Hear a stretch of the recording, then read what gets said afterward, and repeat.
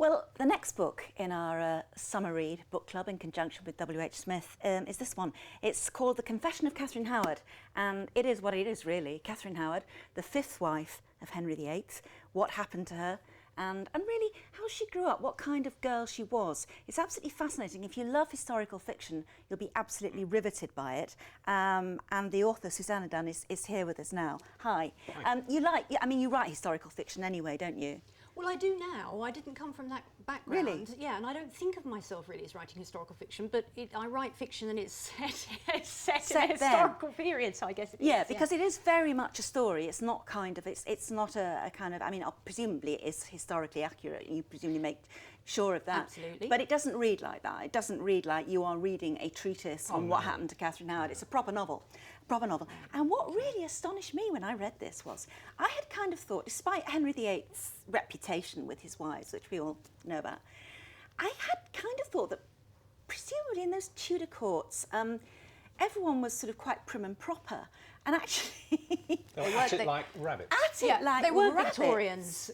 No. Victorians probably weren't Victorians either. I mean, I don't know, it's not my period of history, but no, the Tudors were an earthy lot. What's interesting is that Catherine, when she became the fifth wife of Henry, she was very, very young, wasn't she? Yes. About 17, 18? We don't know, no, I mean, in fact, she's a fascinating, we know almost nothing about her and we have no idea how young she was, but the guesstimates are between 17 and 19, really. And he was by that time in his 40s. Yes, he was, and starting to become the Henry that we know from the pictures. Big fat. Filling out, slowing down, because of course he hadn't always been like that, you know, we tend to forget that. Very attractive, handsome man. But by this point... Yeah, and Catherine was very, you paint her as being very petite. She was, we think she was, yes. And very tiny. pretty, like a sort of porcelain doll. Well, do you know, that's interesting you say that, because I don't think I do say that anyway. Sorry to contradict you, Judy.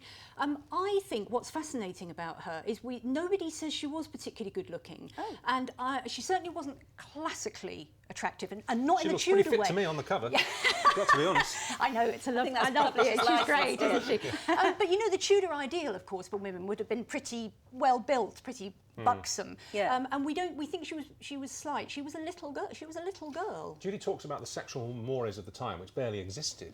What's interesting is that because she was marrying this kind of fat, rather smelly old king, she felt that gave her licence to continue having her other liaisons. I think she did. I thought about it long and hard and looked at what her... Well, you know, we do have her confession. You know, you can go on the internet and find it, because you know, copious notes were kept at the time of what she said. And she doesn't say this, but really looking at it, I think that she probably felt, I'm doing a really good job. And she was, you see. He was delighted. This is the awful thing. They'd been married about a year and a half when he found out what was going on. And he was delighted with her. They'd had no problems whatsoever. She'd given him a new lease of life.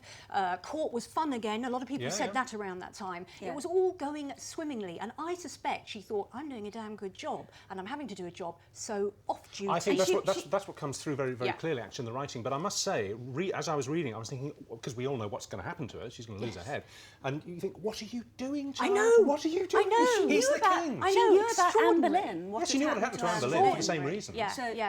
But I she convinced think herself. It's very hard to know what was going through her mind, or nothing at all going through her mind. But I think it was to do with her coterie of friends. You know, she was very unusual in that she'd brought this close little circle of her friends with her, and they'd grown up with her, as is shown in the book, at her step-grandmother's house. Yes. That's where they'd all grown up together.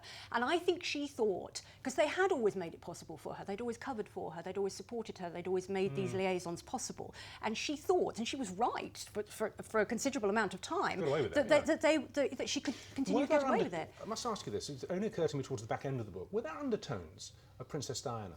In the sense that she began to run a separate court, and she had her liaisons, and she thought she was doing the royal family a good job, she was serving them well, but we know now, while she was still married to Charles, she felt that she'd earned the right to have liaisons. I never thought about that. That's interesting, isn't it? And that being a bit of an no, it didn't, and sort of being a bit of an outsider. I mean, Catherine was a Howard.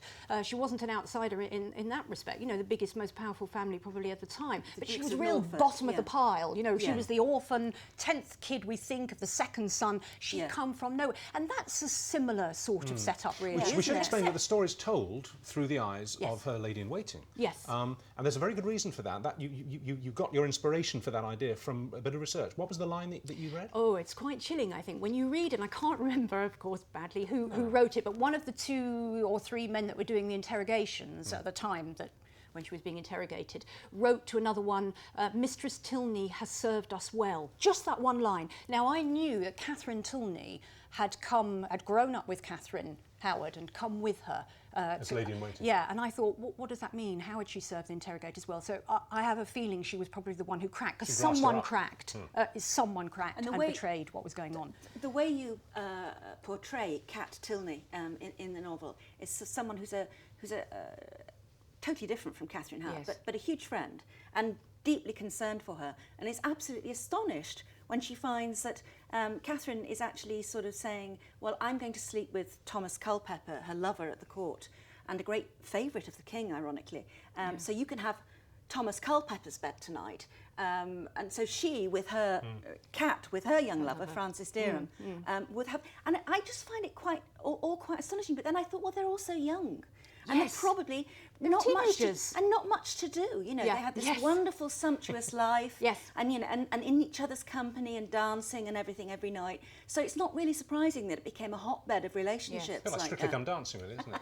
No, but seriously, a lot of close physical contact in a bubble, in an artificial world. And one more thing I'd like to ask you about, because this was completely new to me. Now, Francis Dereham is a historical figure, isn't he? Just like Thomas Culpepper. And although he is in the book, he is Catherine's lady-in-waiting, Kat Tilney's lover. He had previously been Catherine's. Yes, and he was. He was really? Catherine Howard. Oh, yes, absolutely. The only thing I've invented there, and I put that at the front of the book to be clear, because if I were reading it, I want to know what's accurate, what's made up, as it were, is that when Catherine Howard moved on from Francis Dereham, which she did when she went to court, it was, you know, had enough now, thanks, Francis, which is how she operated with men. I mean, she very much instigated her affairs, and she finished them, you know, when she wanted to finish them. She moved on, and I have invented that then her best friend has a love affair with Francis Dereham. So that's the invention there. But can I just ask about the pre-contract? Because that was what I wanted to... Because one of the things that I was astonished to find out, if it could be established that a young couple had pledged themselves to each other to spend the rest of their lives together, even if they weren't married, it made any future marriage to anyone else invalid. It did. And that is what the king's servants and things decided, that she must have had this pre-contract with Francis Dereham, and actually, therefore, she was not legally married to Henry VIII at all. Yes, that was the problem. It came up with Anne Boleyn as well, actually. Really? She had to be investigated for pre-contract.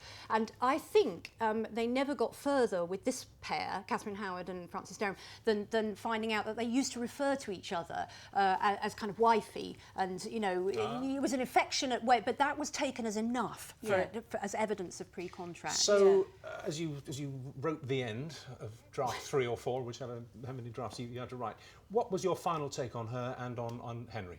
As real human beings who lived and did these things, what was your final take on both of them?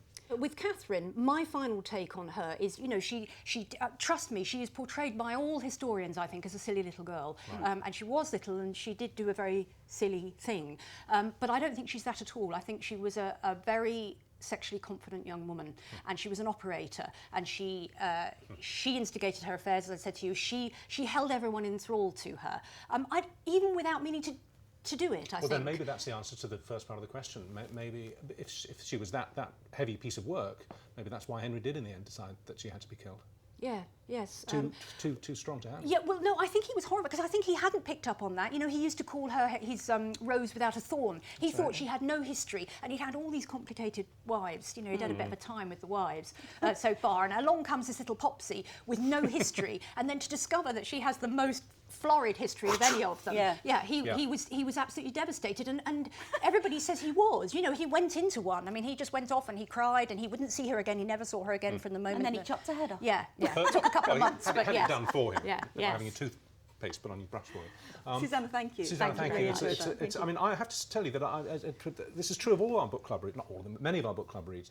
You find yourself reading a book that you wouldn't normally have picked, and then you think, oh, I'm so glad I got this. And a lot of our readers say the same thing, and it's the same with this. I'm not that big a fan of historical fiction, but I am now. It's fantastic. It's a great read. Thank you. And you can learn more about this lady here and what we really think about the novel, which is very positive, in our reviews, and what you're saying about it on the website. It's www.WHSmith.co.uk/Richard and Judy. It's a really good read. Thank you so much. Thank you. Thank you. Thanks.